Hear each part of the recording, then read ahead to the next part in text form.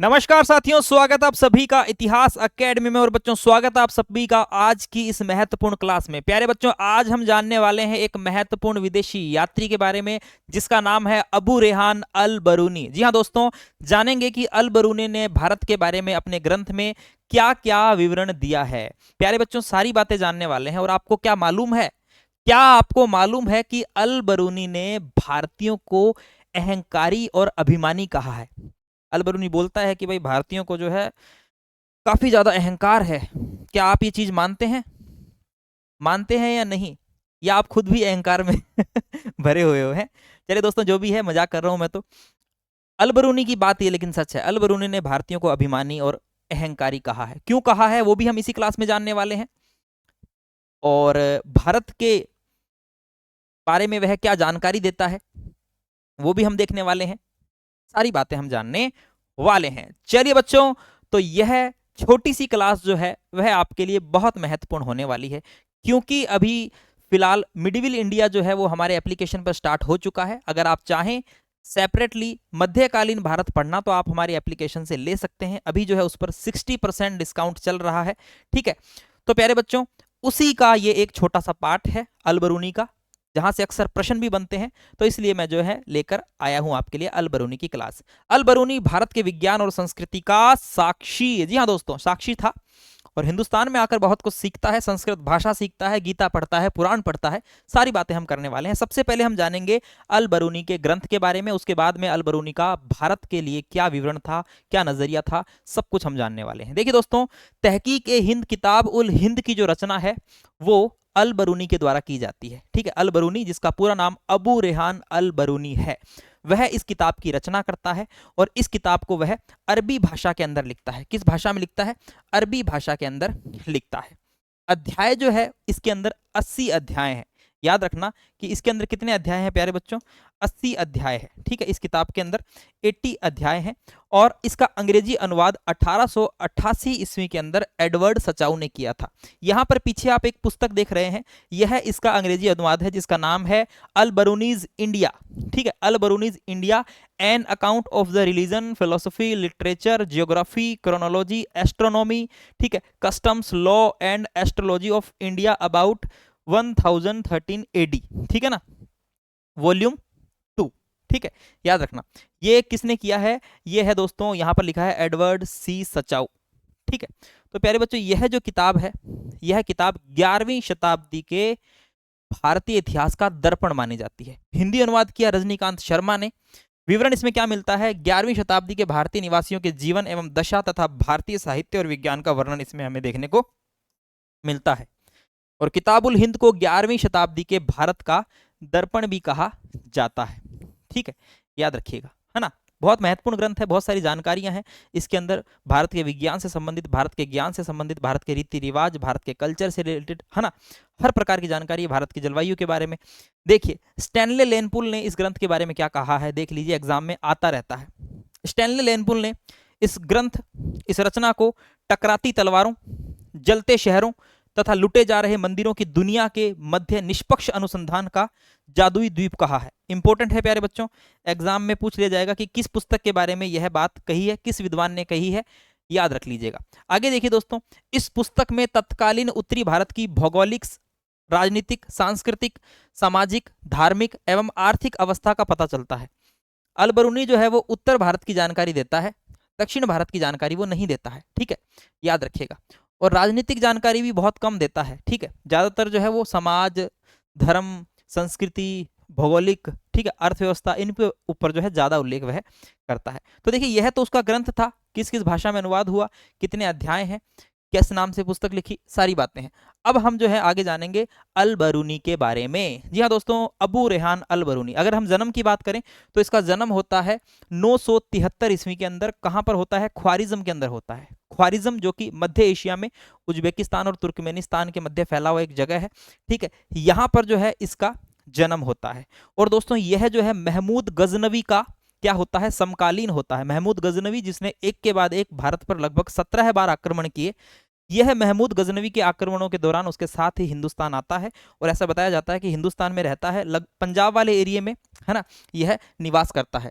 ठीक है, तो महमूद गजनवी के साथ भारत आता है और भारत में काफी लंबे समय तक रहता है। और प्यारे बच्चों फिर वाराणसी जाता है।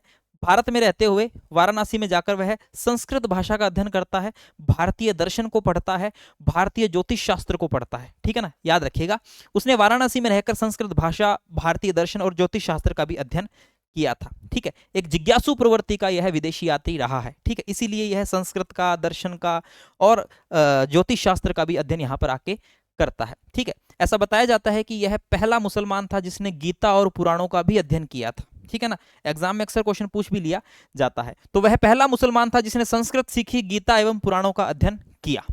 अलबरूनी ने भारत की जलवायु, प्राकृतिक स्थिति, भाषा, रीति रिवाज, भारतीयों के कर्म सिद्धांत, जीव के आवागमन का सिद्धांत, धर्म आदि के बारे में भी लिखा है। क्योंकि वह भारतीय दर्शन को पढ़ चुका था, भारतीय दर्शन को उसने अच्छे से पढ़ा था, तो यहाँ पर वह जो है भारतीयों के कर्म सिद्धांत और जीव के आवागमन के सिद्धांत के बारे में भी लिखता है। ये बात भी आपको याद रखनी है।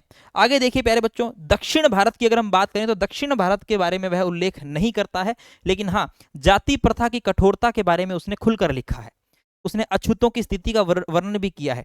8 प्रकार के उसने जो है अत्यंजों या फिर निम्न वर्ग के लोगों का भी उल्लेख किया है। कुछ चीजें जो उसने देखी, जैसे कि वह बताता है कि यदि 2 ब्राह्मण भोजन करते थे तो बीच में एक सफेद कपड़ा रख लेते थे। ये उसने इस अपनी ग्रंथ के अंदर वर्णन किया है। ठीक है ना, सती प्रथा के बारे में भी उल्लेख करता है और गोवध निषेध के बारे में भी बताता है। एग्जाम में सीधा सीधा क्वेश्चन पूछ लिया जाए कि अलबरूनी ने किस किस का उल्लेख किया है, सती प्रथा का भी उल्लेख यहाँ पर अलबरूनी के द्वारा किया जाता है। ठीक है ना, अब देखिए जैसा कि मैंने आपको बताया कि वह भारतीयों को अहंकारी और अभिमानी मानता था। ठीक है, आखिरकार उसने ऐसा क्यों किया? क्योंकि देखिए दोस्तों, उसे ऐसा लगता था कि भारतीयों को अपनी भाषा, अपनी संस्कृति, अपनी समृद्ध संस्कृति पर, अपने देश पर क्या था? गर्व था। अब देखिए भाई, हमारा देश अगर सर्वश्रेष्ठ है तो उस पर हमें गर्व तो होगा ही ना, लेकिन उस गर्व को अगर आप अभिमान मान के चलें तो वो आपकी सोच है। आगे एक चीज और लिखता है, जैसे कि यहां पर वह लिखता है कि भारतीयों में यह दृढ़ विश्वास है कि उनके जैसा कोई देश नहीं है, कोई राजा नहीं है, कोई ज्ञान विज्ञान नहीं है और उनकी यह नकारात्मक सोच ही उनके पतन का कारण है। ठीक है ना, तो उसका कहने का मतलब यही है कि जो भारत जो अहंकार करता है वो अहंकार ही उनके पतन का कारण है। हालांकि ये बात सच है कि अहंकार जो है वो व्यक्ति के पतन की तरफ ले जाता है व्यक्ति को। ठीक है, लेकिन अलबरूनी ने जो है भारत की समृद्ध भाषा, संस्कृति, है ना, भारत का कल्चर, इन सबको देखते हुए भारतीयों को अभिमानी बताने का प्रयास किया है।